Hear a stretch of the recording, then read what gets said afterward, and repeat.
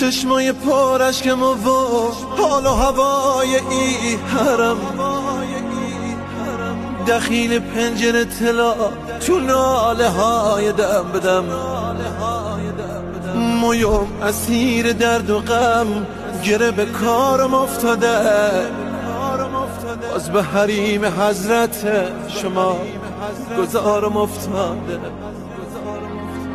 مثل همیشه کفترم کفتر گنبد طلا میپیچه تو گلویم و ناله یا رضا رضا. خیلی بدم اما شما به نوکرت رضا بده، دلم شکسته آقا جان خودت مره شفا بده.